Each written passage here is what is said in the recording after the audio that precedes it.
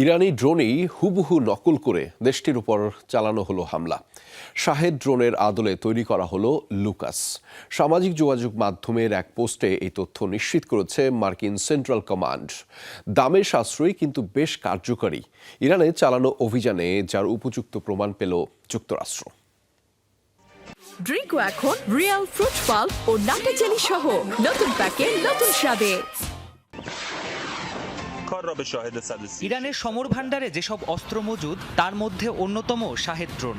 নির্মাণ ব্যয় কম হওয়ায় ইউক্রেন যুদ্ধে এটি ব্যাপকভাবে ব্যবহার করে সাফল্য পায় রাশিয়া।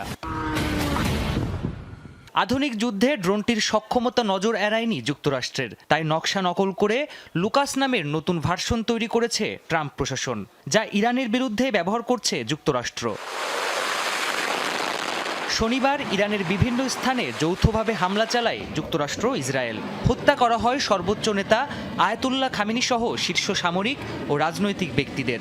এসব হামলায় প্রথমবারের মতো কামিকাজে আর ওয়ান ওয়ে ড্রোন ব্যবহার করা হয়, যার মধ্যে অন্যতম এই নকলকৃত লুকাস ড্রোন। লুকাসের পূর্ণরূপ low cost unmanned combat attack system তৈরি করেছে মার্কিন সমরাস্ত্র নির্মাতা প্রতিষ্ঠান ফোনিক্স, যার প্রতিটির মূল্য প্রায় $35,000। নির্মাণ ব্যয় অত্যন্ত কম হয় ব্যাপক পরিসরে এ ড্রোন যুদ্ধে ব্যবহার করা যায়।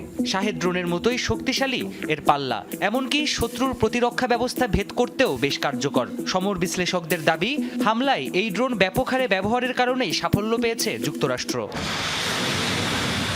এই লুকাস ড্রোন ছাড়াও ইরানে হামলা চালাতে টমাহক মিসাইল আর F-35 এর মতো অত্যাধুনিক যুদ্ধবিমান ব্যবহার করে মার্কিন বাহিনী। প্রাণপ্রতিম কুণ্ডু, যমুনা নিউজ।